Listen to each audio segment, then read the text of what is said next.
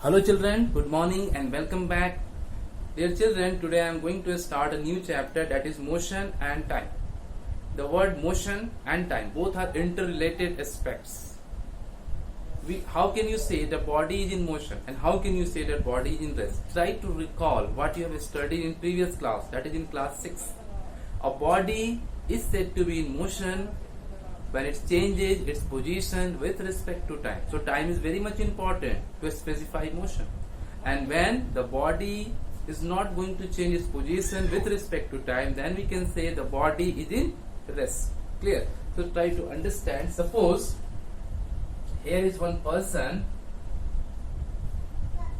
on position A, and after certain time, suppose 4 seconds, the position of this person is going to be changed and is now on another point, that is on B. So you can see that before the person was on A and now the person is on B after 4 seconds. It means that time is important and the position of the particular person is changing. So we can say that this person is in motion. You can take one more example. Suppose the person is on this particular point A, and after 4 seconds, if the position of this person is not changing, it remains on its own position, initial position, then we can say the body, the person or the body A is in rest. Clear? So this person is in motion because the position is changing, and this is in rest. Position is not changing. Here, dear children, I want to mention you, the body may be in motion as well as in the rest same time simultaneously. So to under certain condition. So to express, to make you clear, I am taking one example. Suppose this is one bus in which you are present, you are sitting inside it, your friend is also sitting on the same seat or maybe in the front seat. Together you are sitting. So you are, suppose you are B, your name is B, your friend name is C, and your another friend is standing outside the bus and trying to observe you, both of you. So name is A. Now you just try to understand that for this person, for your friend A, this bus position is changing, and if the bus position is changing with respect to time, you both are sitting inside the bus, and because of that your position is also changing. So for this person, you, suppose your name is B, so you, for this person, you are in motion because the position is changing. Clear? For A, your B is in motion. Clear? Because the position is changing. But just you see, for your another friend who is sitting along with you inside the same bus, for this C, your position, for C, the position of B is not changing with respect to time. So as per our definition, if the position is not changing with respect to time, then we can say the body is in rest.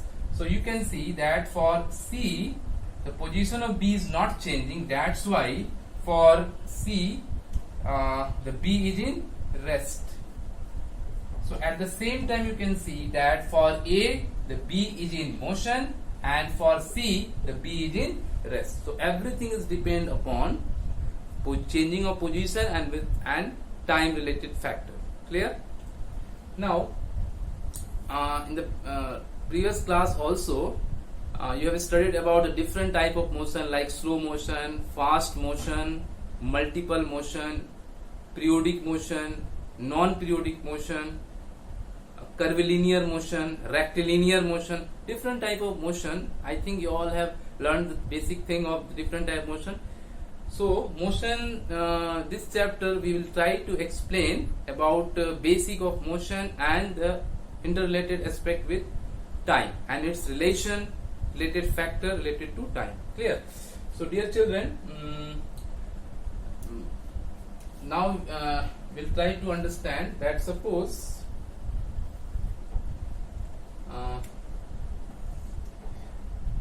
a body is here, or you can say the person is here, and it is changing it is just shifting or walking on that particular road, and this is person which is not able to walk or not walking but standing on that particular road. So if this person is changing, then we can say the person is in motion. Already I have explained here. And if this person is unable to change or anyhow not changing in position but time is going on, then we can say the person is in rest. Clear?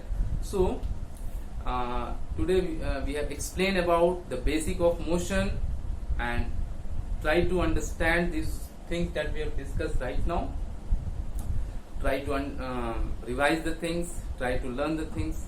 Clear? And still if you have any doubt, you can ask and try to revise the previous chapter also, and in this chapter try to understand the things that I have explained right now. Okay children, thank you.